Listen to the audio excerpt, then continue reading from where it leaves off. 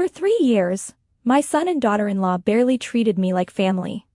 Then they discovered I had money, and suddenly showed up at my door with her mother, and 4 suitcases demanding to move in. They thought I would surrender my home, my money, and my dignity. So, I smiled, and let them believe they had won, because sometimes the best way to protect your peace is to stop rewarding those who only remember you when they need something. Because sometimes the best way to protect your peace is to stop rewarding those who only remember you when they need something. They did not call before they arrived. On a quiet Tuesday morning, I opened my front door to find my son, his wife, and her mother standing on my porch surrounded by 4 large dusty suitcases. My daughter-in-law Clara did not offer a greeting.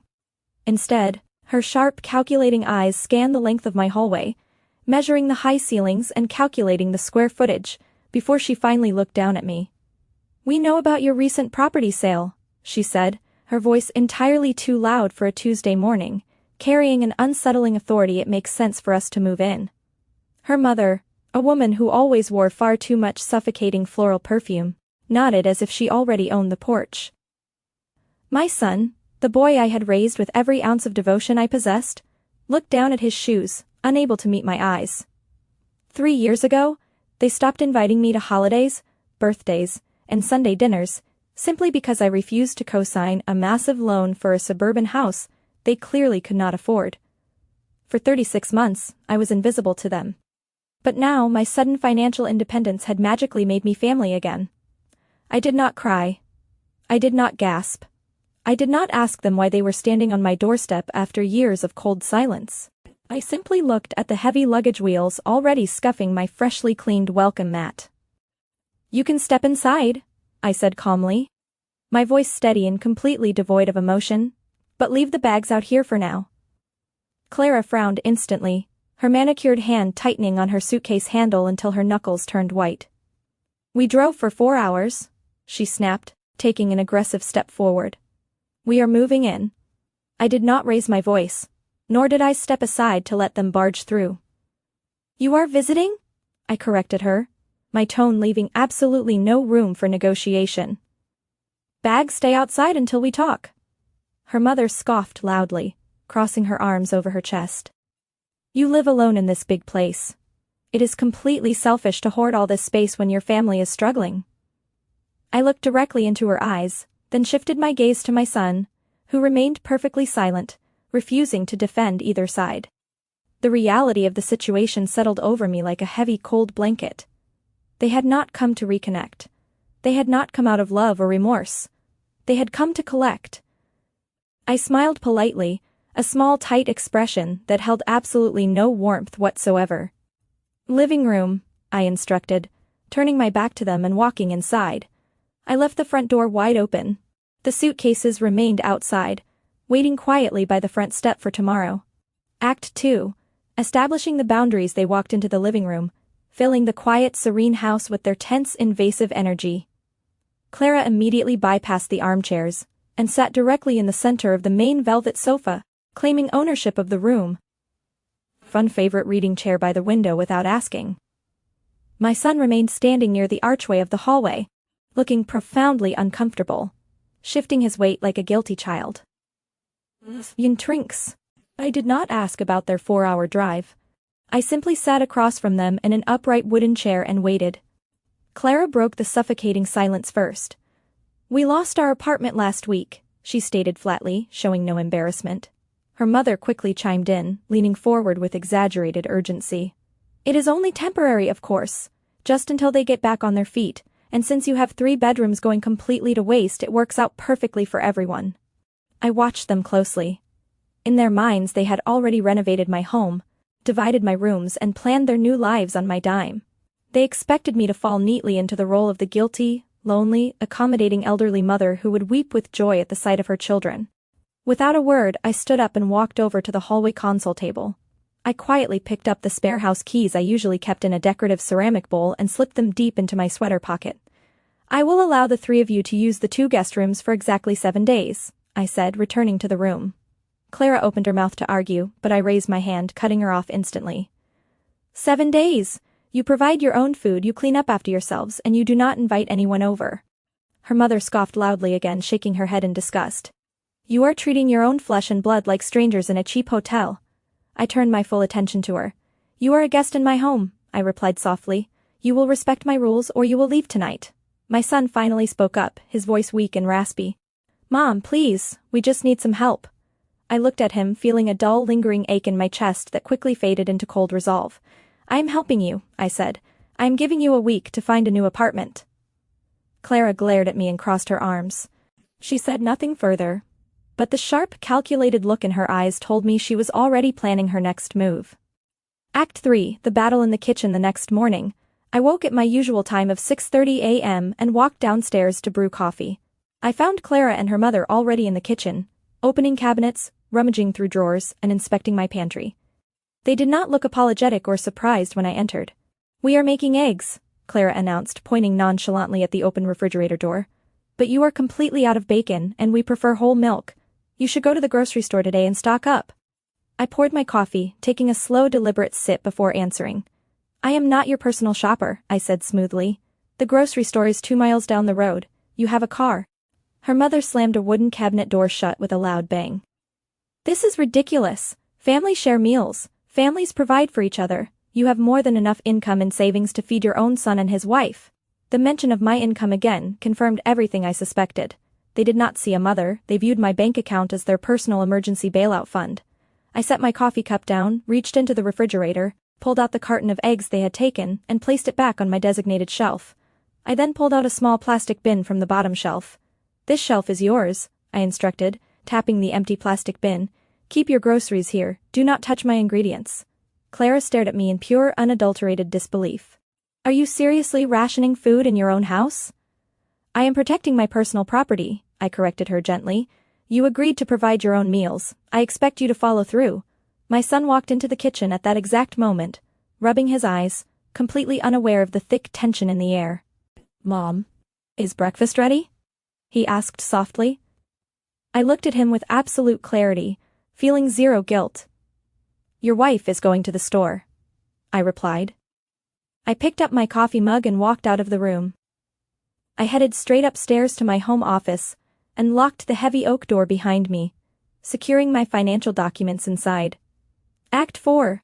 The entitlement escalates. By noon, the atmosphere in the house had shifted from tense to openly hostile.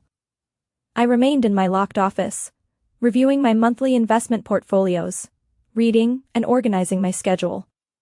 When I finally emerged to grab a glass of ice water, Clara was waiting for me in the upstairs hallway like a sentry. Why is the master bedroom locked? She demanded, crossing her arms defensively and leaning against the wall. Her mother stood a few steps behind her, glaring. Because it is my private bedroom, I answered simply. Clara huffed in deep frustration. My mother has a terrible back. The guest bed is far too firm for her. We decided it makes much more sense for her to take the master suite. While we are staying here, you can easily sleep in the smaller guest room. The sheer audacity of the demand did not shock me. They were testing my perimeter, looking for any sign of weakness or guilt to exploit. I did not argue. I did not explain my right to sleep in my own bed in my own house. I simply looked at her and smiled a calm, unwavering smile. No, I said. The single word hung in the air, heavy, solid, and absolute. Her mother stepped forward, her face flushed with dark red anger. You are a terrible hostess. We are family, not intruders. You should want us to be comfortable in your home. I turned my gaze to the older woman. Comfort is earned through mutual respect, I replied evenly. You have shown none. Clara's hands curled into tight fists at her sides. You are doing this on purpose. You are trying to force us to leave. I am enforcing the boundaries of my own home, I said. If you find my rules unacceptable, the front door is always unlocked from the inside. I walked past them, ignoring their stunned silence. I went downstairs, deliberately unplugged the large television in the living room, wrapped up the power cord, and carried it away to my office. If they were going to stay in my house, they would quickly learn one crucial lesson. They controlled nothing here. Act 5, The Trap for the Wealth. By Thursday morning, an uncomfortable, suffocating quiet had settled over the entire house. My son finally approached me while I was watering the potted ferns on the back patio. He looked nervous, shifting his weight from side to side, unable to stand still. "Mom!" Clara and I were talking. He began hesitantly, staring down at the patio stones. "We know you have been doing very well financially. We saw the neighborhood market values online." I continued watering the ferns, not looking up at him. "Go on," I prompted smoothly. "We just think it is practical to combine our resources," he said, clearly repeating exact phrases Clara had drilled into his head overnight. "If you put my name on the house deed, or at least on a joint checking account, we could help you manage things as you get older." I stopped watering and carefully set the small green watering can down on the glass patio table. "I am 62 years old," I said, looking him dead in the eye. "My mind is perfectly sharp, and my finances are meticulously managed. I do not need your help." He flushed deeply, embarrassed. "It is not just about helping you, Mom. We need stability. Clara thinks it is completely unfair that you have all this wealth while we are struggling to survive." "Unfair?" I repeated the word slowly, letting it hang in the warm morning air. "It is not my responsibility to fund a lifestyle you cannot afford. I worked for 4 decades to secure my independence. I will not hand over the keys to my survival just because you demand it." Clara stepped out onto the patio, unable to hide behind the door any longer. "You are hoarding money," she yelled, dropping her polite facade entirely. "We are your family, you owe us a safety net." I looked at her, feeling a profound, overwhelming sense of inner peace. "I owe you nothing," I stated calmly. I walked back inside, locking the patio door behind me. The confrontation confirmed what I had already suspected: my hard-earned finances were their ultimate target. I decided right then to move my most vital documents somewhere they could never reach. Act 6, Uninvited Guests, and the lockout Thursday afternoon brought a whole new level of disrespect. I returned from a quiet walk around the neighborhood to find an unfamiliar sedan parked in my driveway. When I walked through the front door, the sound of loud, boisterous laughter echoed from my formal dining room. Clara's mother was sitting at the head of my mahogany table, pouring tea for an unfamiliar woman. "Oh, you are back," Clara's mother said casually, not even bothering to stand or offer an apology. "This is my dear friend Susan. I invited her over to see the new house." Susan smiled at me warmly, looking around at the artwork. "It is a beautiful property. You must be so thrilled to have your daughter and her mother moving in to take care of you in your old age." Their little performance was obvious. They wanted the outside world to believe they had moved in permanently, hoping social pressure would force me to surrender. I did not lose my temper. I walked over to the table, offering Susan a polite, welcoming smile. "Thank you," I said graciously. "It is a wonderful home, but there seems to be a slight misunderstanding." Susan looked confused. I continued, keeping my voice perfectly pleasant, but loud enough for Clara to hear clearly from the kitchen. "Clara and her mother are only visiting for 5 more days. They are currently looking for a small rental apartment nearby after losing their previous home. I am merely providing temporary emergency lodging." Susan's warm smile vanished instantly. She glanced awkwardly at Clara's mother, whose face had turned a deep, embarrassed shade of crimson. "Oh," Susan murmured, clearing her throat. "I realize." Clara stormed out of the kitchen, glaring at me with raw hatred. "You did not have to embarrass us like that," she hissed once Susan quickly gathered her things and left. I picked up my mail basket from the counter. "I only provided the factual timeline of your temporary visit," I replied smoothly. "I suggest you spend less time hosting uninvited guests and more time hunting for your next apartment immediately." Friday morning, I took my most important financial papers to a secure safety deposit box at my local bank. When I returned home, I went straight upstairs to my home office. As I reached for the handle, I noticed that the heavy brass lock felt loose. Scratches marred the wood around the frame. Someone had tried to force the lock open while I was gone. They were actively searching for my bank details, property deed, or anything they could use as leverage. They assumed I would confront them, scream, and create a dramatic scene they could twist into a story about an unstable, emotional old woman. I did not give them that satisfaction. Instead, I walked quietly into the shared upstairs bathroom. I gathered Clara's expensive makeup bags, her mother's perfumes, and my son's shaving kits.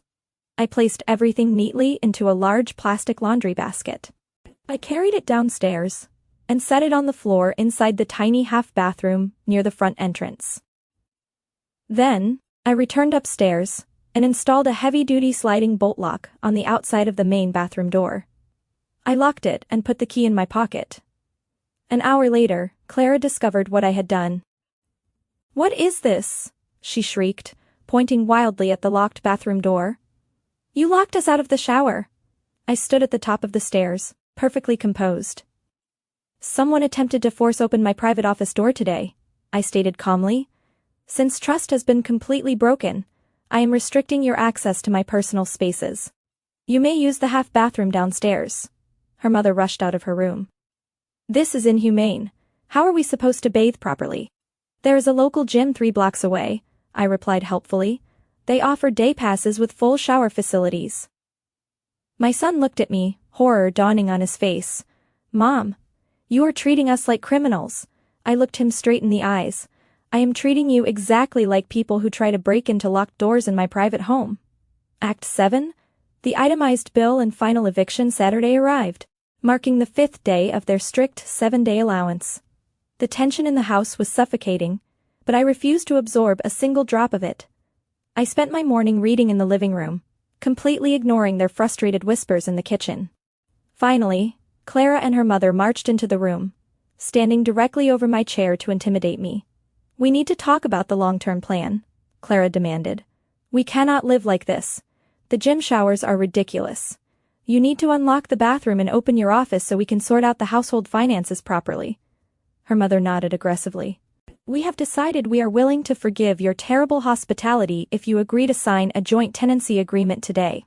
It protects us all." I slowly closed my book and set it on the side table. "You have decided?" I asked, genuinely amused by their sheer delusion. "Yes," Clara said firmly. "It is the only practical solution. You have the income, we have the youth to help you manage the property. It is a fair trade." I looked over at my son who was lingering nervously in the doorway. "Do you agree with this plan?" I asked him. He swallowed hard, looking at the floor, and nodded weakly. "It makes sense, Mom." I stood up, smoothed my linen trousers, and walked into my office without saying another word. Behind the reinforced door, I sat at my desk, opened my laptop, and began typing. I listed the current market rate for renting a furnished room in my high-end neighborhood. I itemized the exact cost of electricity, water usage, and the groceries they had attempted to take on day one. I calculated the precise financial burden of their continued presence. Then, I hit print. I was finally ready to give them the exact practical, financial solution they kept desperately demanding from me.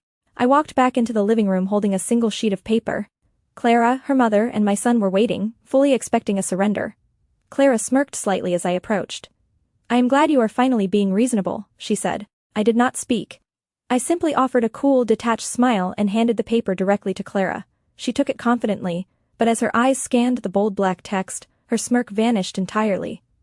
What is this?" she whispered, her voice suddenly devoid of all power. "It is your boarding invoice," I explained calmly. "Since you insist on discussing practical financial arrangements, I have calculated the cost of your stay. The market rate for emergency furnished lodging plus utility usage comes to exactly $200 per night. You owe me $1,000 for the past 5 days." Her mother snatched the paper from Clara's hands, her eyes widening in sheer horror. "You are charging us rent," she gasped. "We are family. You demanded access to my income," I replied smoothly. "I am simply showing you how my personal finances operate. Furthermore, if you wish to remain for the final 2 days of your allotted week, I require an upfront security deposit of $5,000, payable immediately by certified cashier's check." Clara dropped the paper onto the coffee table as if it burned her fingers. "We do not have that kind of money, we are broke." I looked at them without a single shred of pity. "Then you cannot afford to stay here," I stated softly. "Since you cannot provide the security deposit required after someone tried to force open my private office, your stay ends right now."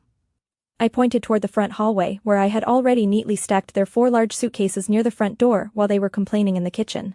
"You have precisely 5 minutes to remove yourselves and your luggage from my property before I call the police and have you removed for trespassing." They were completely stunned, finally out of manipulative options. The reality of the itemized bill and their packed bags had completely shattered their illusion of control.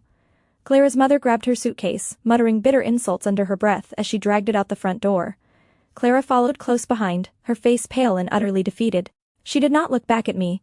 My son lingered in the hallway for a final moment. He looked at the front door keys I had taken back on the first night, then looked up at me.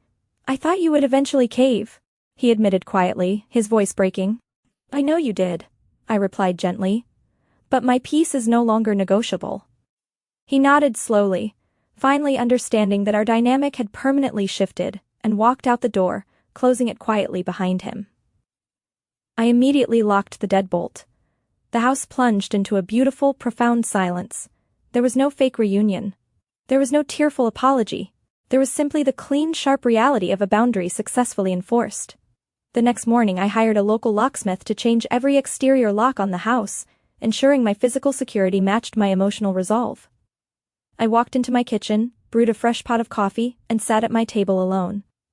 The sunlight streamed through the windows, illuminating a space that belonged entirely to me. I did not feel lonely. I felt lighter than I had in years. I had not needed endless arguments or dramatic confrontations. I had simply protected my home, my assets, and my peace.